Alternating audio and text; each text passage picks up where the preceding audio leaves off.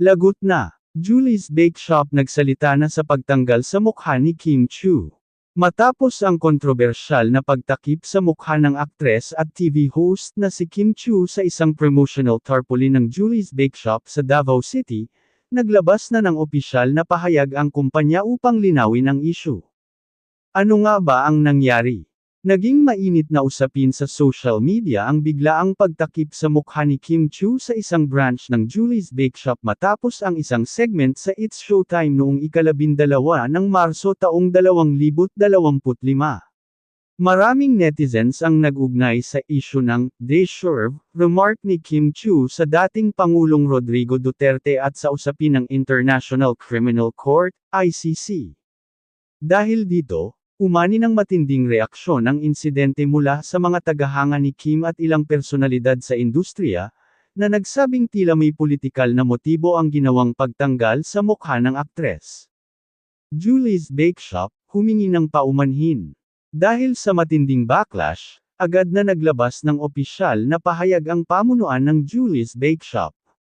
Ayon sa kanilang statement, hindi nila iniutos ang pagtatakip sa mukha ni Kim Chiu at iginiit na ito ay isang aksyon ng partikular na branch lamang sa Davao. Bilang pagpapakita ng kanilang suporta kay Kim, nagpadala sila ng liham, bulaklak, at kanilang mga signature baked goods sa aktres bilang paghingi ng paumanhin. Ipinahayag din ng kumpanya na mananatili nilang brand ambassador si Kim Chiu at ipapaabot nila ang insidente sa kinauukulan upang maiwasan ang ganitong sitwasyon sa hinaharap. Kim Chiu, nagpasalamat sa Julie's Bake Shop. Sa pamamagitan ng kanyang Instagram story, ipinakita ni Kim Chiu ang natanggap niyang sulat at regalo mula sa Julie's Bake Shop.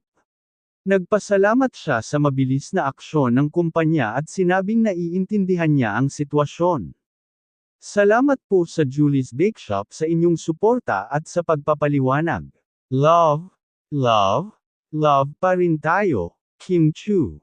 Reaksyon ng netizens. Matapos ang paglilinaw ng Julie's Bake Shop, hati pa rin ang opinyon ng publiko.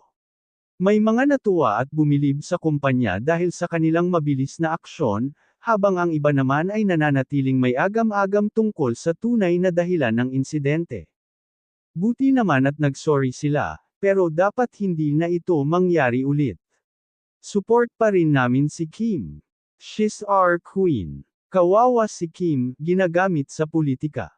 Sa kabila ng isyung ito, patuloy pa rin ang suporta ng maraming fans kay Kim Chiu, at tila hindi naapektuhan ang matibay niyang relasyon sa Julie's Bake Shop bilang kanilang endorser. Ano sa tingin mo? Dapat bang panagutin ang branch na nagtakip sa mukha ni Kim?